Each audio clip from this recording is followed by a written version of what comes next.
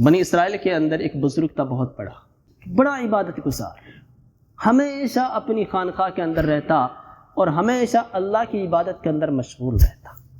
ایک مرتبہ اسی طریقے سے وہ نوافل پڑھ رہا تھا، اس کی والدہ نے اس کو آواز لگائی، لیکن اس نے خیال کیا کہ چونکہ عابد تھا، عالم نہیں تھا وہ، تو چونکہ علم حاصل کیا ہوا نہیں تھا، اس بنا پر مسئلہ اس کو معلوم نہیں تھا، تو والدہ نے آواز لگائی، اس نے نماز نہیں توڑی، نماز جاری رکھی۔ حالانکہ حکم یہ ہے کہ اگر آپ نفل نماز پڑھ رہے ہیں اور پھر والدین میں سے کوئی شخص آپ کو آواز دے تو آپ اپنی نفل نماز کو یا تو وہیں پورا کر دیجئے گا یا اس کو توڑ دیجئے اور والدین کے حکم پر لبیک کہیے۔ کتنا عظیم ہے والدین کہ اللہ تعالیٰ کہہ رہے ہیں کہ میری عبادت چھوڑ دو، میری اطاعت یہاں بند کر دو، اپنے والدین کی اطاعت کرو۔ یہ نہیں کہ والدین اللہ کے خلاف کوئی حکم دے رہے، وہ بات نہیں، وہ تو میں نے پہلے کہہ دیا، لا طاعۃ لمخلوق فی معصیۃ الخالق، ان کی بھی اطاعت ہو سکتی ہو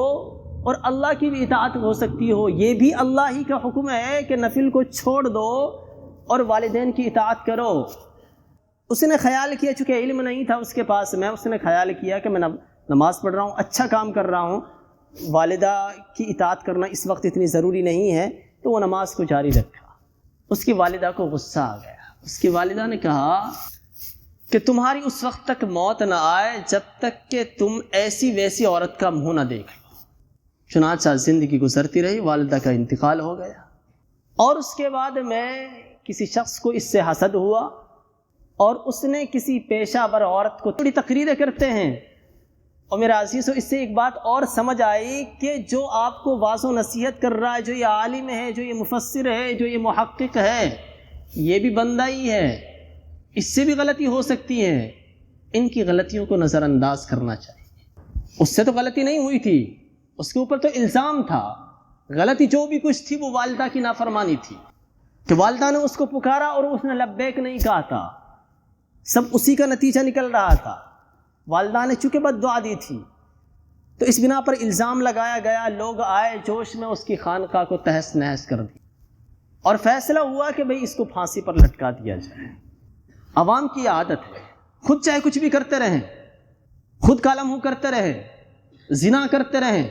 شراب پیتے رہے، چوری کرتے رہے، غیبت کرتے رہیں، لیکن اگر کسی ایسے بندے کے اندر کوئی عیب پایا گیا کہ جو کچھ نیک ہے تو پھر اس کی خیریت نہیں۔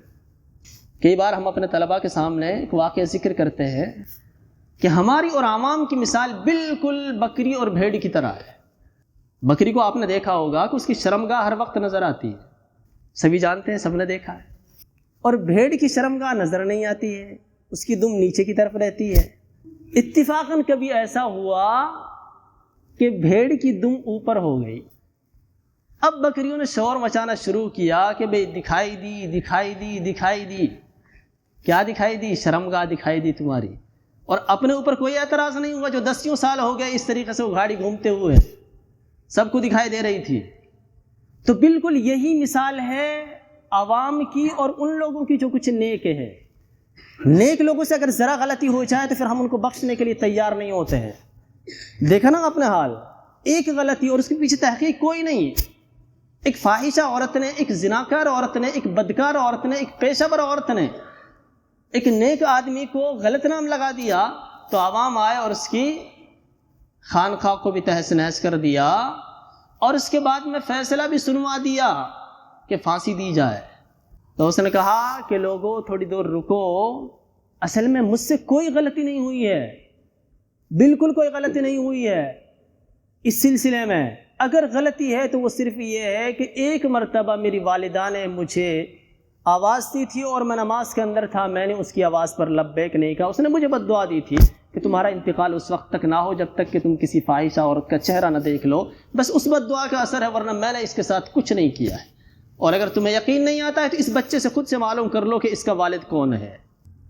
اللہ تعالیٰ اپنے کسی نیک بندے کو رسوا نہیں کرتے ہیں، ذلیل نہیں کرتے ہیں۔ بس لوگوں نے اس بچے سے معلوم کرنا شروع کیا اور اس نے دل میں دعا کی، اللہ تعالیٰ میری عزت آپ ہی کے ہاتھ میں ہے، جو مجھ سے غلطی ہوئی ہے میں اس سے توبہ کرتا ہوں۔ اللہ تبارک و تعالیٰ نے اس چھوٹے سے بچے کو زبان عطا کی، گویائی عطا کی، اور اس نے کہا کہ میرے والد یہ نہیں ہیں بلکہ فلاں جنگل کے اندر ایک چرواہا ہے جو بکری چرا رہا، میرا والد وہ ہے۔